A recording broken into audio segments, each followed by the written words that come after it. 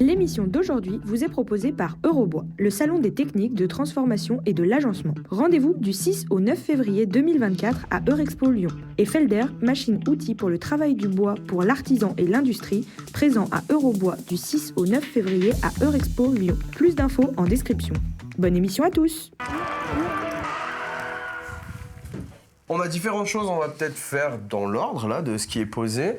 Premièrement, tu nous as amené plein de feuilles de plaquage, donc là c'est assez dingue, on a plein de couleurs, même de textures, de choses différentes. C'est assez dingue, est-ce qu'on peut en prendre 3-4 et... Ouais, on va commencer par celui qui est, à mon sens, le plus original, parce que la plupart du temps, c'est pas des choses qu'on voit tous les jours. Ça par exemple, donc ça c'est de l'ébène blanc du Laos, donc c'est la couleur naturelle du bois. Il y a beaucoup de gens qui me demandent si c'est pas teinté ou si j'ai pas mis de l'encre dessus, mais non, c'est bien comme ça. Donc tu te dis, la nature fait des choses incroyables quand même. Ouais.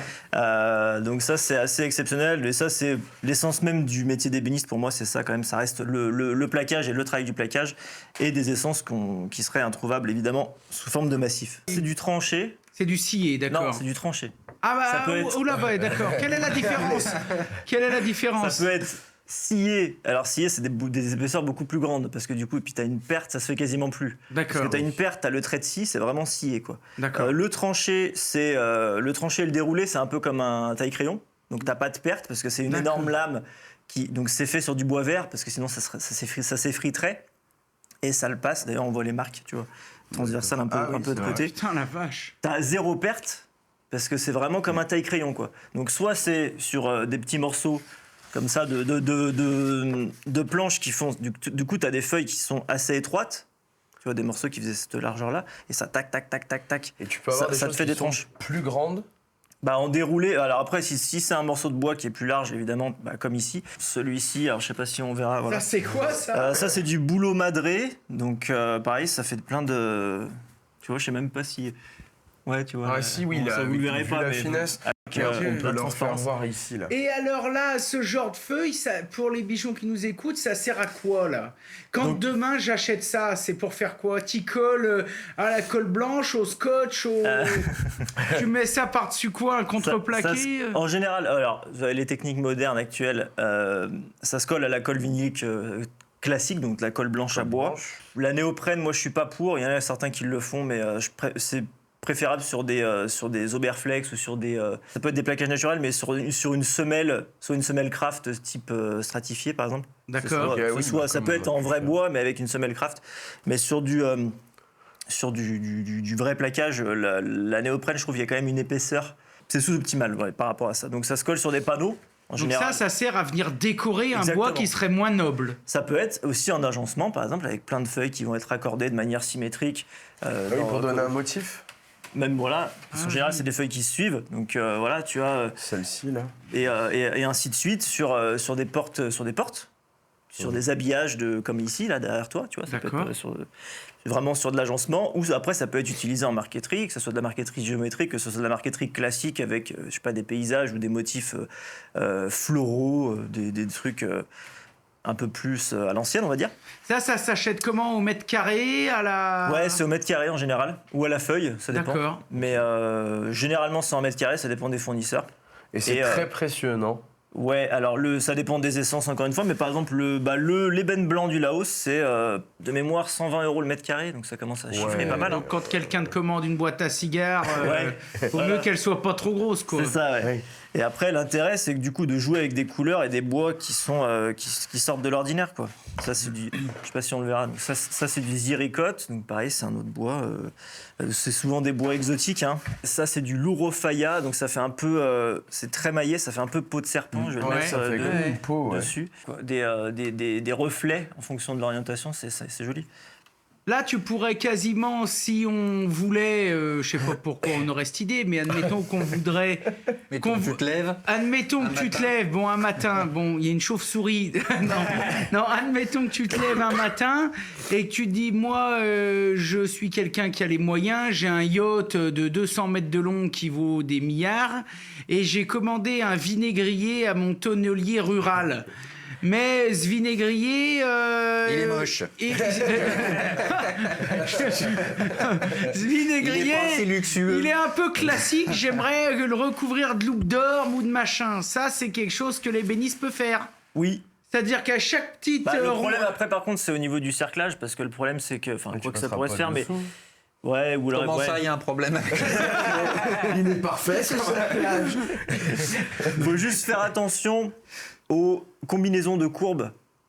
C'est-à-dire, si c'est un truc cylindrique, il n'y a pas de souci. Ouais, c'est trop Là, conique, c'est là. cylindrique et, D'accord. et conique à la fois. Il faut faire attention. Après, il y a des tolérances, hein, mais dans un tonneau entier, par exemple, je pense que ce serait assez compliqué. T'aurais des défauts d'affleurement, c'est ça, des choses comme ça? Bah ouais, c'est-à-dire que la feuille, elle est plate, tu peux la tourner, mais je veux dire, tu peux dans une certaine limite, tu vois. T'as t'as des limites structurelles du bois et par rapport à la surface sur laquelle tu la poses, où en fait tu n'arriveras pas à plaquer parce que la courbe combinée fait que ça pourra pas y aller. Fait que ça va pas être terrible à la fin. Ouais. Donc il y a juste ça à faire attention, quoi. Mais sinon, oui. Là, ça, c'est pareil, c'est ton expertise quand tu prévois le projet. Ouais. Tu sais déjà si Oui, ça va après le tu faire prends ou le temps non. d'y réfléchir et après tu peux faire d'autres techniques. Tu peux faire du coup un raccord avec plusieurs feuilles, avec des angles pour déjà suivre de base la forme qui est un peu conique, tu vois. Le vinaigrier, c'est vraiment un truc classique. Hein, Alors, moi, je suis en Bourgogne, mais j'ai appris la tonnellerie avec un Charentais. D'accord. En Bourgogne, nous, on fait des vinaigriers, ils sont plutôt en grès, tu vois. D'accord, ok, pas oui. très loin de chez moi, il y a Digoin, donc c'est assez connu pour les vinaigriers. Les saloirs en gras. Et après, sur le principe, tu vois, on voit pas bien la Eh ben, différence c'est ce entre que chaque j'allais morceau dire, de bois. c'est mais que là, ouais. tes morceaux en partie extérieure, à moins qu'il y ait des Il y a un peu grosses de couleur, variations tu de vois, couleurs, ouais, là, ouais. les bichons, là, sur la cam, peut-être ici, on voit qu'il y a une variation, Oui, voilà. c'est ça. Pour le reste, honnêtement, c'est assez bluffant. Parce qu'en plus, t'as un bois qui est droit de fil, donc Et tu ouais, vois, c'est ça. tu vois pas bien. On va le voir à l'intérieur, mais alors à Ouais. l'intérieur, je sais pas si j'arriverai à vous faire voir. On voit un petit peu plus, du coup, Ouais. les différents morceaux. Oui, Tu parce les que vois, c'est pas toi aussi égalisé, tu vois. Exactement, ouais. Mais ouais, bluffant. Et comme disait Laurent, c'est que tu te dis, putain, si j'avais ça à fabriquer, pour me dire, Ouais. eh ben ouais, je pars de ça et j'arrive à quelque chose d'étanche. Ouais. Donc là, l'extérieur, tu l'as fait à la plane, ça. Oui, ouais. ouais, finition à la plane. Moi, ce que j'aime bien, c'est que tu vois, Ouais. c'est lisse, c'est nickel, mais t'as quand même un peu de T'as un peu de toucher. grain, un peu de toucher. Ouais, voilà. t'as un T'as toucher, un tu mini sens truc le- qui fait que ça un peu reste de texture. Ouais, C'est ça. Ouais. Et puis, si je finis ça au tour à poncer, tu vois, ça fait que le truc il est comme ça, il tourne et je mets mon papier comme ça et Ouais. t'es pas dans. Et oui, même par rapport au Pas dans fil, la est-ce que fibre, en fait. tu vas creuser, Ouais. c'est pas... Ouais, c'est pas pas le top. dingue. Et sur le principe de fabrication, tu vois, donc t'as tous les morceaux de bois, donc on leur donne un angle Oui. qui est simple. Hein. Si tu le prolonges, il passe par le point de centre de ton cercle, Oui. quoi. Et après, une différence de largeur entre une extrémité et l'autre, qui fait que tu vas avoir ta pente. En gros, si tu veux comparer ça un peu en architecture, quand tu as une voûte, Oui, tu vois, où tu as tes pierres qui sont taillées de la même manière, ça fait comme si on n'avait que des clés de voûte, quoi. oui, c'est une composition. Ouais. En gros, tu serais Ouais. comme ça et tu viendrais tenir Ouais. tes murs qui sont là. Voilà. Enfin, je sais pas les bichons, je vais le faire dans le bon sens, mais c'est l'idée d'avoir cette voûte-là. C'est cette compo-là qui te permet de faire l'assemblage. Après, avec les cerclages, tu mets une pression vraiment importante pour pousser tous tes morceaux de bois vers le centre. Oui. Et comme c'est que des clés de voûte, donc le dos, tu vois, il est plus large que la face interne, là. Oui. Donc, ils peuvent pas avancer, quoi. Et les cerclages, eux, tout ce qu'ils font, c'est bourrer pour les faire C'est avancer. ça. Et vu que ça peut pas avancer, Donc tu finis ils se par les compriment. rapprocher. Ouais, c'est ça. Voilà. Alors, sous réserve que ton joint c'est assemblé... Est-ce qu'on dit à plat cul dans votre région? Assemblé à plat cul? À plat joint. À plat joint. Plat joint, plat cul, plat joint. On avait le concept. Ouais, c'est ça. C'est pas grave. Et du coup, si ton joint il est correct, rien que par pression comme ça, t'as l'étanchéité. Ouais, t'as les Là, deux ce qui est surfaces directes, incroyable contact, quand hein. même dans une pièce comme ça qui est destinée à recevoir peut-être, je sais pas, 3, 4, 5 litres de Ouais. liquide, c'est que là, t'as pas un clou, pas une vis, pas un brin de colle. Ouais. Et c'est étanche. Bah Ouais. oui. Ouais. La vache. C'est ça. Non mais c'est vrai, c'est ouf. Parce que toi, t'aurais fait la même chose et tu fais un speck and sell dedans. Mais non, ça, mais pour être moi sûr. j'aurais carrelé l'intérieur. Non mais ce que... Alors, au début, quand tu es en apprentissage, les premiers trucs que tu fais, c'est par exemple un seau, tu vois, c'est une forme simple. Avant de t'attaquer au tonneau, qui est quand même c'est un peu plus complexe, tu vois, d'obtenir, parce qu'il faut Il faut que ça tombe juste avec le cintrage en plus. Il faut que ton jointage il soit vraiment. Oui, t'as une étape de plus. Ouais. Mais bon, un seau, c'est déjà plus facile. Donc au début, tu cherches l'étanchéité aux patates. C'est la première étape, tu aux vois. patates. Ouais, étanchéité aux patates. Très bien. Tu remplis de Faut patates. donner si la ça- bonne variété, quoi. Ouais. Patate nouvelle. Noël, si c'est bon, c'est. Et tu vois, c'est la première étape, puis après, tu t'affines. Tu vises Et un peu après, plus c'est le truc, quoi. l'étanchéité au riz, Voilà, puis et petit aux à petit. lentilles. et puis- C'est ça. Mais c'est vrai qu'au début, c'est infernal, quoi. Tu fais des trucs, ça ressemble à rien. Enfin, c'est pas jointif, c'est pas. Ouais, mais ça te pousse à aller plus loin, quoi. ouais. Et du coup, comme tu nous disais, il faut que ce soit utilisé. Celui-ci, Oui. il voit du vinaigre régulièrement ou... Alors celui-ci non, Ok. celui-ci non, il a jamais été utilisé, ce qui fait que le bois a jamais vu le liquide, donc il a pas eu le temps de gonfler, Ah tu oui. vois. C'est en fait ce qui. Donc Ouais. ça le maintient, D'accord, ok, très ça bien. le maintient à peu près, tu vois, s'il fait pas trop sec, s'il fait pas, c'est sûr qu'en plein été, si tu le mets au soleil dehors, Eh oui. il va commencer Il à- n'y a pas d'histoire de pré-démarrage avec de l'eau ou quoi que ce soit ou... Ah, la Non première mais je veux mise dire, en- tu pourrais préconiser de dire bon, avant de mettre 5 litres de pinard dedans, Ouais. trempez-le dans l'eau une nuit, vous le laissez. Non, il n'y a pas d'histoire. Il y a pas de ça. Si, tout dépend du temps qui s'est écoulé entre la fabrication et le moment où tu vas l'utiliser. Quand tu le travailles, tu vois une différence vraiment de travail, d'assemblage en fonction de la saison ou pas? Ouais. Enfin, pas vraiment au niveau du travail, mais au niveau de comment ça se comporte après. D'accord. Tu vois, C'est quoi la meilleure saison pour faire du tonneau? Moi, je dirais l'été, parce que le bois, il est sec. Donc, Ouais. si tu fais une pièce et puis que tu la laisses un peu de côté, il va Tu pas peux sécher revenir plus. dessus. Tu vois, si tu fais ça quand là, chez nous, il a plu pendant très longtemps. Bon, bah là, c'est sûr que si je fais un vinaigrier là et qu'il n'est pas utilisé tout de suite, il va avoir tendance Il va falloir refaire les cercles. à se rétreindre un peu, quoi. Non, s'il est utilisé, il n'y aura pas de souci. À partir du moment où il est mis en service. Mais au début, ouais, on conseille quand même l'étanchéité au niveau du corps, là, il n'y a pas de souci. Si ça commence à fuir par là, c'est que tu peux rappeler le tonnelier, puis Puis lui dire c'est une chèvre. dire, reprends ton truc. Reprends ton truc de merde. Par contre- Pour un truc neuf, hein, si ça n'a pas été utilisé depuis Ouais, longtemps, ouais. ça se peut que ça fuit ici. Mais là où c'est un peu plus délicat, c'est les assemblages au niveau du fond. Ok. Tu vois, parce que là, tu as la rainure, là, je te disais, bon, on la voit pas, mais le jable qui est creusé dans le bois ici. Et le fond, il y a un petit chanfrein de chaque côté, il y a une petite pente, et il vient se. Ouais, voilà, tu vois le début voit ici. Là. Oui, c'est un V quoi. Ouais, c'est ça. Ouais. Et là, pour notre ami ébéniste qui est à côté, quand tu fais un fond comme ça, c'est pareil, c'est pas d'une pièce, c'est un assemblage de planches. C'est un assemblage. T'as ouais. quoi, rainure languette, machin, Ouais. c'est ou c'est Non, un moi, c'est plat des joint aussi. tourillons, et puis. Plat. Plat joint avec Ouais, quand même ouais. des tourillons pour garder dans l'axe quoi. Oui, alors ça c'est avant ils faisaient pas ça. Hein. Si tu vas sur des tonneaux un peu plus anciens, bon déjà vraiment ils faisaient du truc monoxyle, qui est pas forcément une bonne idée parce que ça bouge plus, tu vois, il y a plus de C'est-à-dire en une variations, pièce une pièce, ouais. Ouais. Et après ils faisaient en plusieurs morceaux, mais sans assemblage entre les morceaux. C'est-à-dire que tu taillais tes pièces une par une. Ah Je oui, commençais C'est par plaqué, par les putain la Ok. vache. Donc il se refaisait ce que tu fais Ouais. sur les côtés, Ouais. mais pour les parties basses et hautes. et pas assemblé. Là, moi, le fond, je taille mes bouts de bois, je fais les joints, je perce, je mets des tourillons en bois, je les assemble, et après, je taille mon fond D'accord. et je viens foncer. Tu te fais un petit plateau quoi avant. Ouais, c'est ça. Ouais. Parce que tu pourrais presque, moi j'avais vu ça dans le tonneau que j'ai à la maison là que Ouais. j'ai récupéré, il y avait comme deux pointes. C'est des pointes en fer, ouais. Ouais, une Ouais, pointe ça de revient chaque au même. Moi, je côté, préfère les mettre en bois, mais c'est la même chose. C'est des, D'accord. c'est des petits. C'est dingue que ça fuit pas, que ce. Non, mais ce que je veux dire, c'est que ça a même une telle force de compression entre les fibres que ça arrive à faire. Parce que là, c'est le principe d'une coque de bateau, hein, où sauf ça. que des fois, il bourre un peu avec du chanvre Ouais. ou des trucs. Parce Mais que t'as pas une forme complète. Là, l'avantage, c'est qu'on a un rond qui est fini. Donc, au niveau du serrage, tu peux serrer. Tu as des moyens de serrage qui sont très importants. Sur un bateau, tu vois, ta coque, Ah oui. c'est plus chaud, quoi. Pour serrer, c'est pas la même chose. C'est quoi. des gros cerclages quoi à taper. Ouais. putain, la vache. Ouais. Non, mais c'est vrai, d'un point de vue étanchéité, moi, ça m'épate. Hein. Oui. Parce que là, c'est pareil, on est en admiration devant un vinaigrier qui fait 5 Ouais, litres. C'est tout petit. Mais Oui, oui, quand c'est ça. t'as un foudre qui fait, comme tu Ouais. 2000 litres ou je sais pas Ouais, trop ouais. quoi, Ouais, encore 2000, c'est petit. Ouais, ouais, tu te dis, putain, le mec, Ouais. si ça ouais. commence à fuir, quand tu le remplis, t'es dans la merde. Et hein. c'est plus ou moins les mêmes techniques. Enfin, sur le principe, c'est exactement la même chose. sur l'assemblage et tout ça. La différence, c'est les outils. Qui sont un peu différents en fonction de ce que tu fabriques. Et puis niveau manutention, tu vois, moi, je fais plutôt du petit litrage, donc c'est facile à manipuler. Tu vois, quand tu fais des foudres, bon, là, c'est plus l'objet qui bouge, c'est les vis qui tournent autour. Ouais, c'est ça, oui.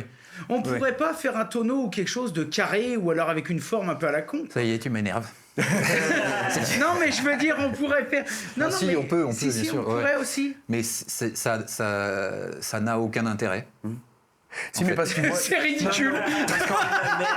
parce qu'en fait, C'est de Laurent la merde. voit bien comment le réaliser carré. Non, parce que carré, je sais faire, je pense. Ça, il sait le faire. Il va aller chercher sa domino. Non, mais en plus, ça s'est fait, tu sais, je sais plus, dans les années 90, je crois, il y avait une boîte qui avait sorti ça, des fûts carrés, enfin cubiques du coup, pour gagner de la place dans les caves. Bon, ouais. Oui, puis après, c'est un autre délire, c'est que ça rentre dans un container. Mais oui, puis tu sais, tu perds tout l'intérêt du tonneau. Vraiment. Non, puis il y a le côté folklore, etc. Il y a tout ça. Mais si tu t'en tiens au côté pratique, bon, déjà le fait que ça roule, que ça soit solide, facile à manipuler, tout ça, c'est possible parce que c'est rond et que ça a cette forme cintrée. Après, tu as d'autres intérêts pour le vin. Tu sais, un tonneau de vin, il est couché, du coup. Oui. Et pour pas qu'il y ait de problème, justement, il faut pas qu'il y ait de contact avec l'air. Les tonneaux, ils sont remplis rabord. Ouais. Et t'as, comme il y a ce qu'on appelle la part des anges, c'est-à-dire que le bois va pomper un peu, ça va s'évaporer.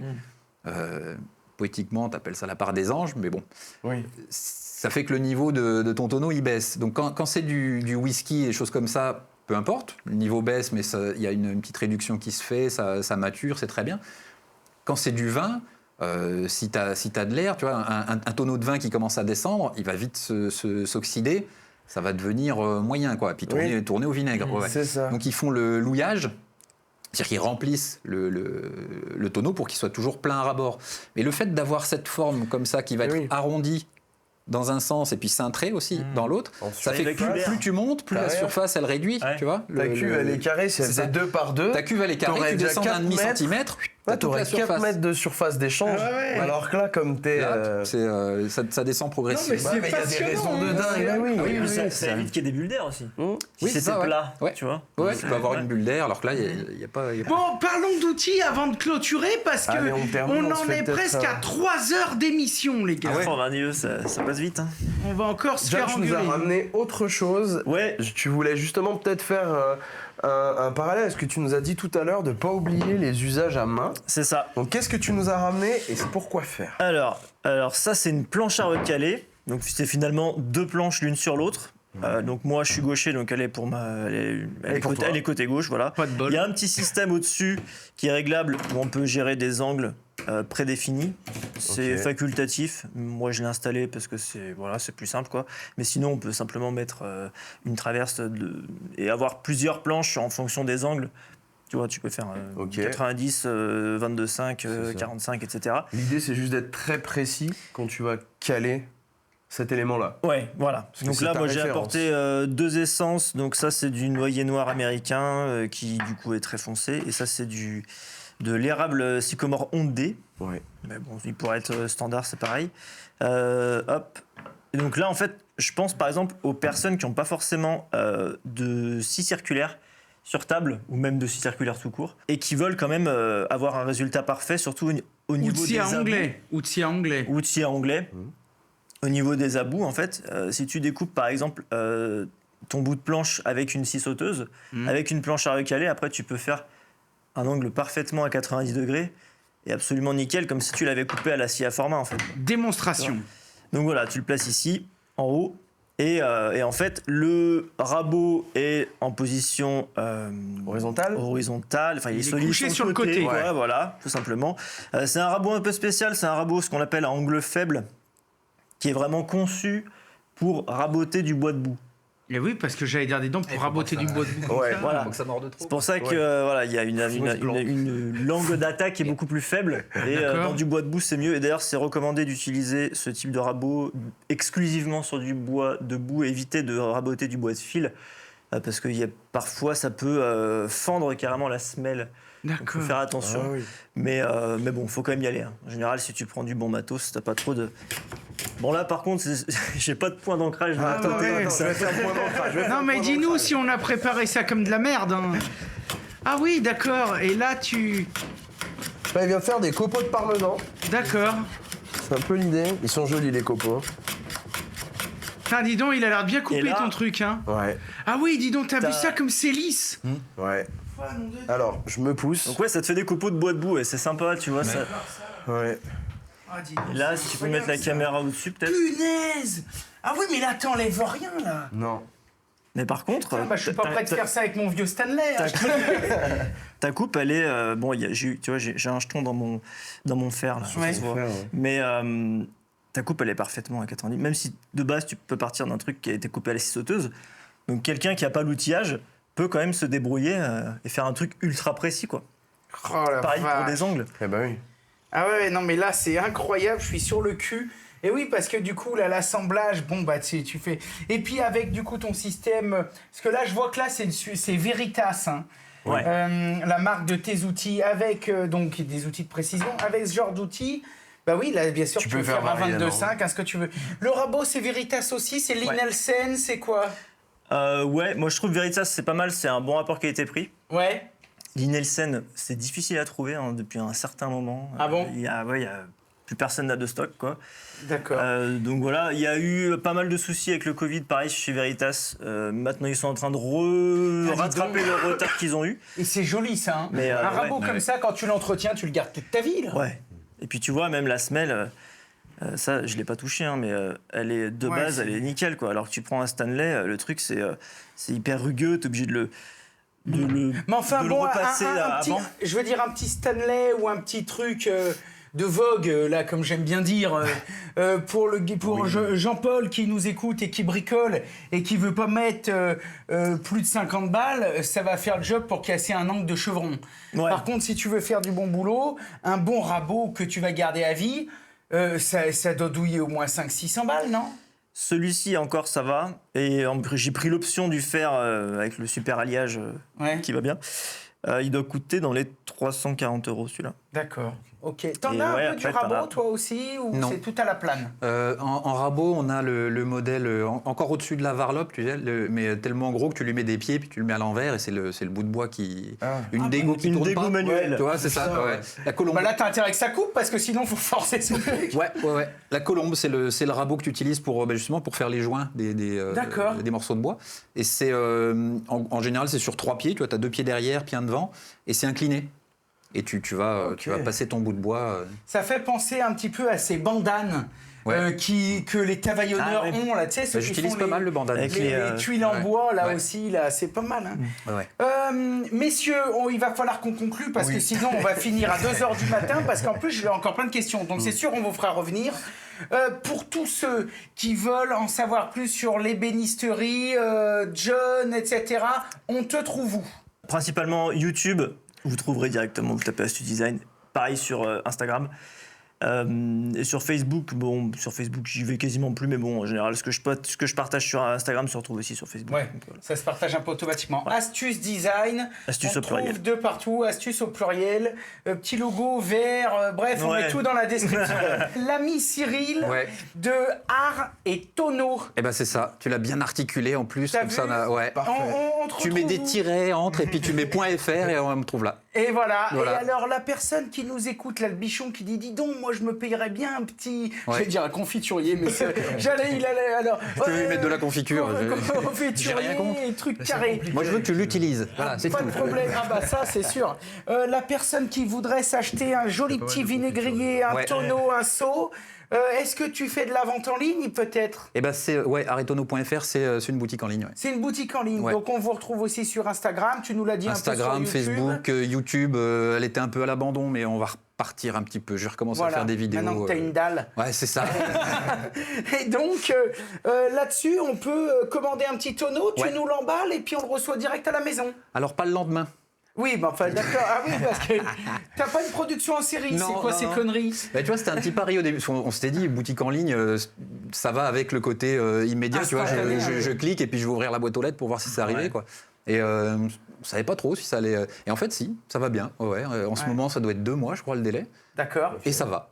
Très bien. Ouais. Bah, parfait. Tu livres le pinard avec dedans pour le mettre ou... Chacun son métier, là, tu vois, je repars sur le... Tu mets la carte d'un pote avec.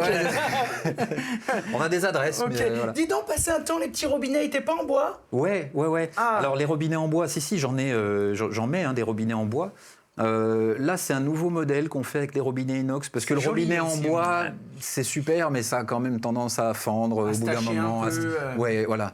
Et on a eu pas mal de demandes pour du robinet inox, donc là, on fait ça. Il y aura même bientôt une petite évolution encore, c'est pas de robinet. Parce qu'il y a, parce que bon, celui-là, tu vois, il va pas se fendre, il va pas fuir, c'est increvable. Par contre, il peut se boucher quand même si tu as la mer de vinaigre, le dépôt qui se fait au fond. Des fois, ça peut passer dans le robinet, tout ça. Et il y a des gens qui disent moi, je veux plus de robinet. C'est le système où tu mets le doigt et Et l'air, non après, Là, il y a ça, là. je fais un T'as jamais vu tu mets Comme les trucs à tonneaux où les gars ça, ils boivent les canons. Là. C'est comme une paille, tu plonges dedans, c'est ça, tu bouches c'est un ça. coin et tu relèves. Exactement. D'accord. Et pour que ça soit accessible, en fait, je fais un fond là qui est amovible, tu vois, que tu peux Ah oui, ou tu peux même à la limite plonger un verre dedans. prendre une louche, prendre ce que tu veux. D'accord. Mais après, nous, comme on aime bien faire des jolis trucs aussi, je pense qu'on fera ça avec. On a des copains qui sont souffleurs de verre, qui nous avaient déjà fait des petits jolis petits trucs, mais tu vois, faire un truc un peu classe. Alors, quoi. si mes souvenirs sont bons, les infondus. C'est ça. Ah, Ouais. tiens, Les infondus. ils sont... Mais oui. Ah ouais, moi, dès qu'il y a fondu On dedans, avait je m'en déjà les- rappelle. Ça casse. On avait déjà les petites bouteilles. Ouais, quand Ouais, t'étais ouais, passé. je m'en rappelle. Ouais, ouais. Bon, c'est ouais. super, c'est magnifique. Tous les liens seront dans la description. Merci d'avoir suivi la matinale. La seule émission qui aura été chantier. Et je le Allez, laisse. salut les bichons, bye. Hey, vous avez adoré cet extrait et vous en voulez toujours plus? Alors foncez découvrir la matinale dans son intégralité. Et pour ne rien louper des prochaines émissions, pensez à vous abonner et activer la cloche des notifications. Allez, salut les bichons!